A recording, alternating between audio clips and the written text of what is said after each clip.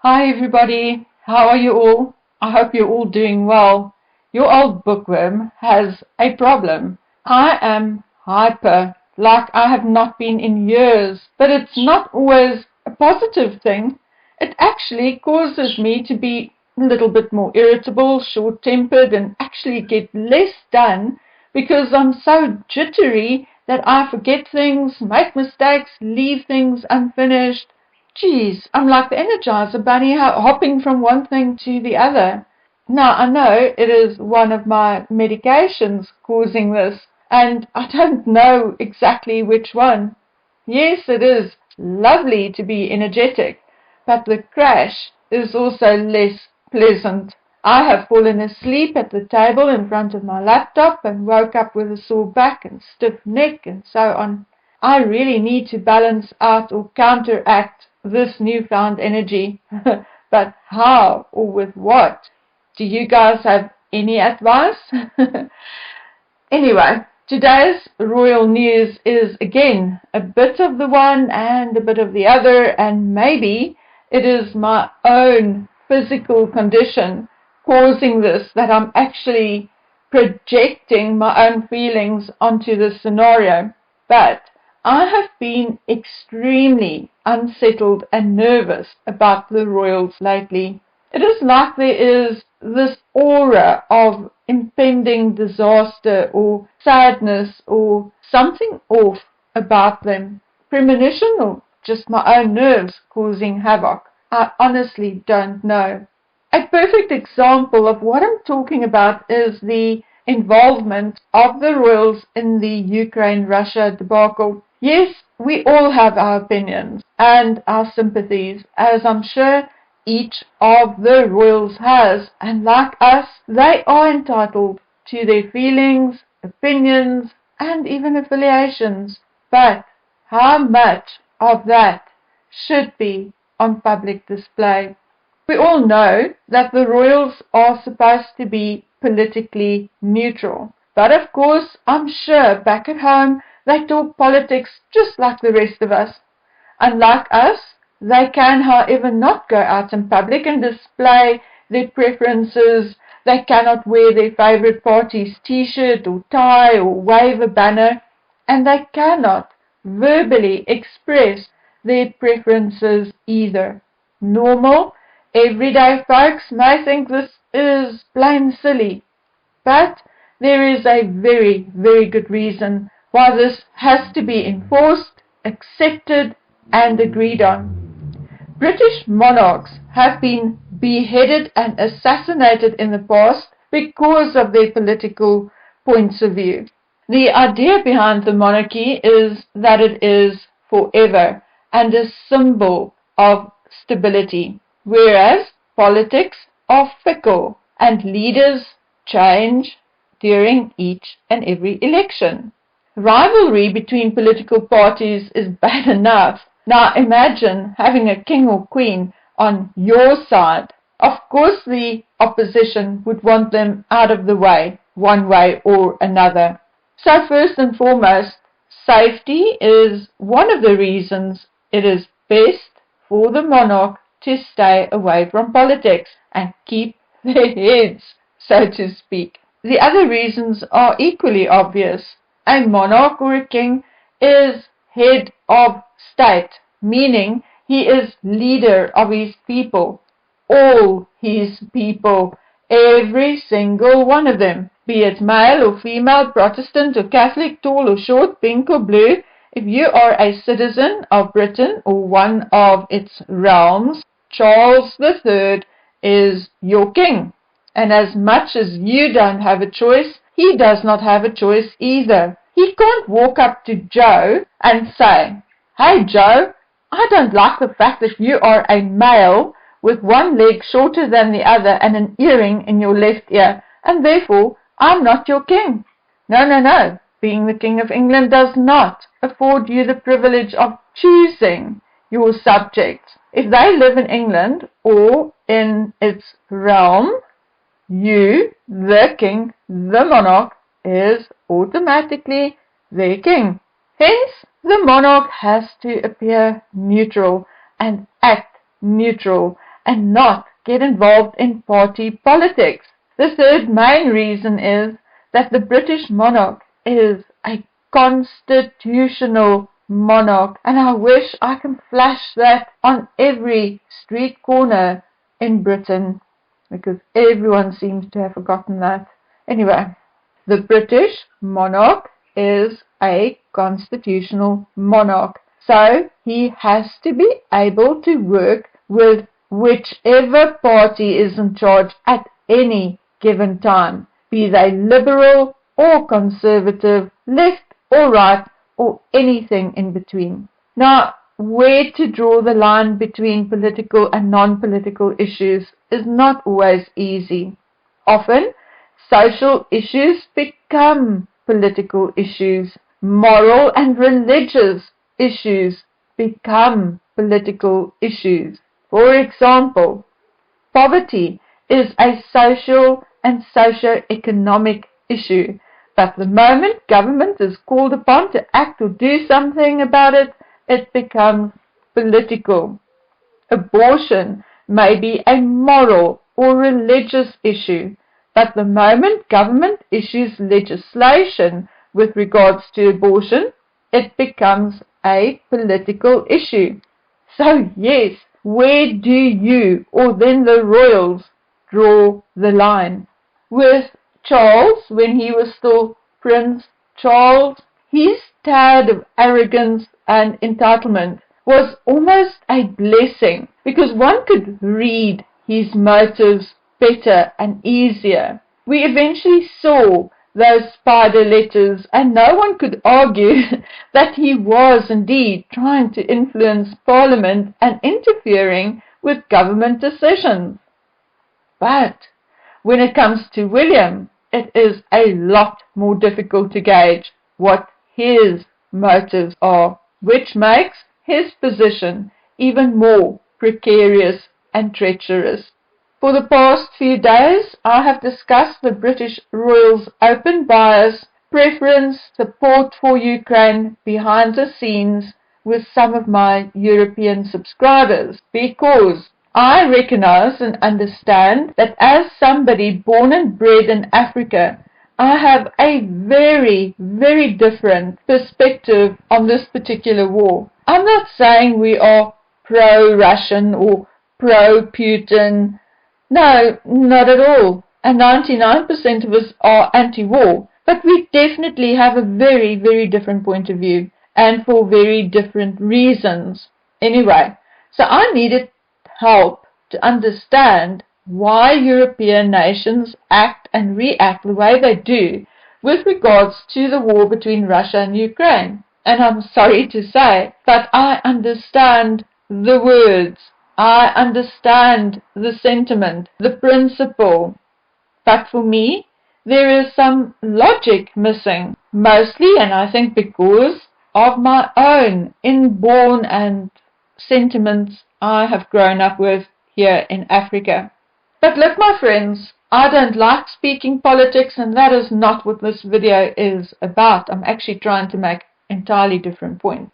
I'm truly, and in particular, worried about Charles and William so blatantly siding against Russia in public, and even worse, I'm concerned about the language they use in their narrative with regards to Russia and Ukraine. On the first-year anniversary of the official war, Charles issued a statement saying, "It has now been a year that the people of Ukraine have suffered unimaginably from an unprovoked full-scale attack on their nation." He then calls it a human tragedy, which I agree it is, absolutely.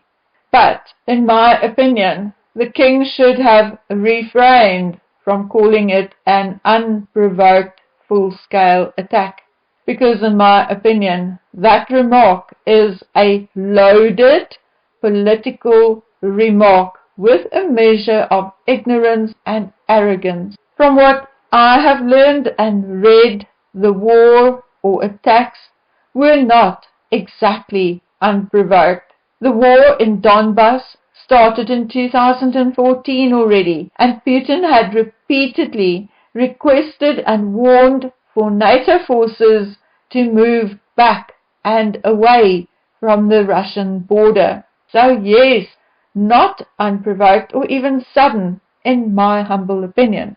Thus, Charles either made a mistake out of ignorance, or he made the remark on purpose to provoke and attack. Now we had William's surprise or secret visit to Poland. Well, firstly, it was no secret, because we all know about it, and clearly the media was informed, as there are beautiful photographs of his visit taken by professional media photographers. I know William visited British soldiers stationed in Poland, but it turned out, or appeared, to be more of an official visit, as he was met by Poland's Defense Minister and Deputy Prime Minister, and also ended up visiting Poland's 3rd Brigade Territorial Defense Force at a base in Rizal, and later he laid a wreath at the tomb of the unknown soldier and met the President of Poland. No, unfortunately, the British media can classify this as a personal visit as much as they want to. It indeed wasn't. It was very much official, a fact reiterated by the wording of the initial reports, which stated that Prince William visited the British troops in Poland at the request of the British government. So it doesn't matter which way round you read it, what you would like to believe, the words are there, it's telling you a story. Different publications are more or less saying the same thing. There are pictures to show us how official it was, the red carpet laid out, the soldiers, the protection, No, it wasn't a personal visit. Anyway, everything shows that it was indeed political, biased, planned, with, in my opinion, a tad of propaganda thrown into the mix. And you know what? It does not matter which side of the divide, which side of the political spectrum you are on. It really doesn't matter. What matters is how it looks, how it appears, and what it could potentially result in. And I had barely been thinking about it when I saw an article with the headline, Russia mocks Prince William after he visits Ukraine border. And then the article goes on, Maria Vladimirovna Sakharova, the Director of Information of the Ministry of Foreign Affairs of the Russian Federation, belittled William's title by simply calling him the son of Charles. She said, I wonder if William Charlesovich brought depleted uranium ammunition for the troops. And then she went on to laugh. Moscow then went on to accuse Britain of triggering genocide. Now, I know I'm going to get some of you mad at me, but for me it is hard to see what the difference in the level of provocation is between Harry saying the 25 Afghans he killed were like chess pieces, and the King and William openly siding with Ukraine and accusing Russia of an unprovoked attack. In all human relationships, there is a line drawn which says, rather shut up before I get mad. We all have a tolerance level, so why should it be different in war or politics?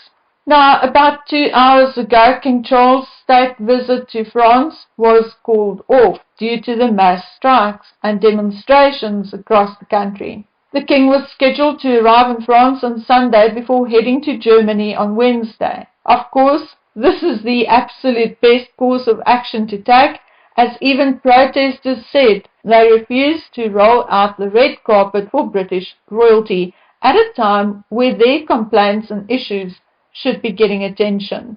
But again, I have no dog in the fight. particularly not in this one in France, because it's about internal issues. It's about retirement age and their pensions, etc. But I understand the issue, I understand the sentiment, but like I said, it's not something I can do anything about or say much about, because it is an internal issue. But what is questionable to me is why King Charles's first state visit of his reign was going to be France and Germany. Shouldn't his first priority be the countries in which he is still the head of state? There are Antigua, Barbuda, Australia, the Bahamas, Belize, Canada, Grenada, Jamaica, New Zealand, Papua New Guinea, St. Kitts and Nevis, St. Lucia and St. Vincent and the Grenadines, Solomon Islands and Tuvalu. I mean, pick one. What is the point of being a head of state when you never go there? Australia has already decided not to put King Charles III's face on their $5 bill, so why should Barbuda, for instance, do so on their East Caribbean dollar? No, if my head of state would rather go visit two countries of whom he is not head of state, I would not even name a fountain after him. But yes, I was more curious as to what my friends and subscribers thought, and felt because, again, there are issues I do feel distant from, although I do understand that it could ultimately impact the Commonwealth in the long run. Anyway, I assure you that all Australians I asked about this, all four of them, were of the opinion that it is time that Australia gets an elected head of state, and that Charles's planned visit to France and Germany would have been political. One of my subscribers put forward that one of the matters on the table during King Charles III's visit to France would have been the migrant crisis. Now yes, I understand that the migrant crisis is also a humanitarian crisis. But what comes first, the chicken or the egg? Is it first and foremost a political issue, or is it first and foremost a humanitarian issue? Is this the kind of thing which should be addressed by a constitutional monarch, or should he stay out of it and let Parliament deal with it? Guys, I personally really feel uncomfortable talking to you about this, as I am not a political person and I'm a pacifist. I hate war and I despise politics, but as uncomfortable as I am talking to you about this, as uneasy I am watching the king and his son maneuvering around these dangerous and tricky political issues. I feel, this is my personal feeling, I feel that they are placing themselves on the front line, so to speak. I fear that it may not end well for them. And that's it. It's how I feel and nothing else to it. I, unlike certain royals and ex-royals, actually do know when to shut up. So I'm going to leave the subject right here for now, and will eventually come back and read your replies. I am, however, going to play you out with two more of my treasure that arrived earlier this week. They are both paintings painted in 1945 by a person called C. Janssen. They're both landscapes somewhere here in Africa or in southern Africa. And the reason why I inherited these paintings, I actually inherited them when I was still a child. My grandfather made sure they come to me because I was his first grandchild and first granddaughter, and he used to pick me up